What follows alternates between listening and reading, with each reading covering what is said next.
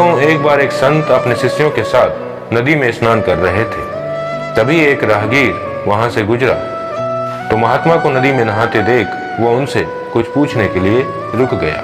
वह संत से पूछने लगा कि महात्मन, एक बात बताइए कि यहाँ रहने वाले लोग कैसे हैं, क्योंकि मैं अभी अभी इस जगह पर आया हूँ और नया होने के कारण मुझे इस जगह की कोई विशेष जानकारी नहीं है। मैं यहाँ पर रुककर अपना व्यापार करना चाहता हूँ ताकि अपने जीवन को आगे बढ़ा सकूं। इस पर महात्मन ने उस व्यक्ति से कहा कि भाई, मैं तुम्हारे सवाल का जवाब बाद में दूंगा, पहले तुम मुझे ये बताओ कि जिस जगह से तुम आए हो वहाँ के लोग कैसे हैं। इस पर उस आदमी ने कहा, उनके बारे में क्या कहूँ महाराज, वहाँ तो एक से एक कपटी और दुष्ट लोग रहते हैं, इसीलिए तो उन्हें छोड़कर यहाँ बसेरा करने के लिए आया हूँ।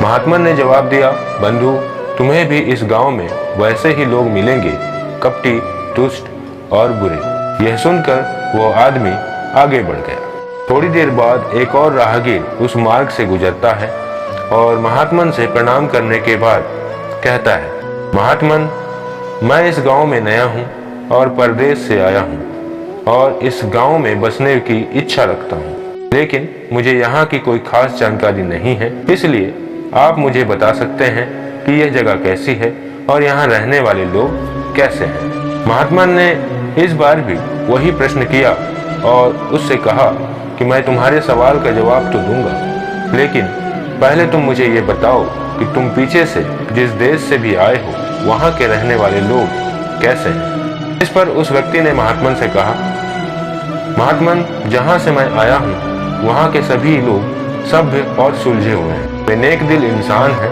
मेरा वहाँ से कहीं और जाने का कोई मन ही नहीं था, लेकिन व्यापार के सिलसिले में इस ओर आना पड़ा और यहाँ की आबो हवा भी मुझे भा गई है, इसलिए मैंने आपसे ये सवाल पूछा था। इस पर महात्मन ने उसे कहा, बंधु, तुम्हें यहाँ भी नेक दिल और भले इंसान ही मिलेंगे।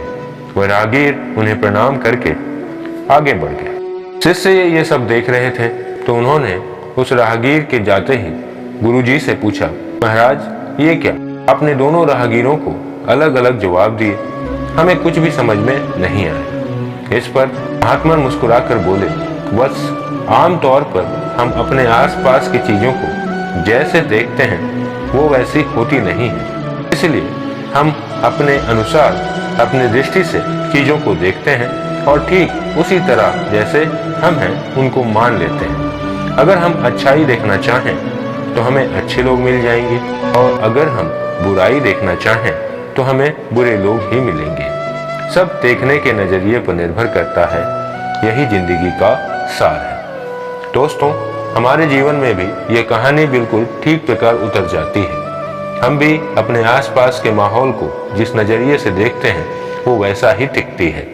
यदि हम जीवन की कल्पना दुख, तकलीफ तथा परेशानियों से भरा मानेंगे तो हमें जीवन ऐसे ही नीरस नजर आएगी, पर यदि हम जीवन के प्रत्येक पल का आनंद लें तो पाएंगे कि जीवन में आनंद की कमी नहीं होती।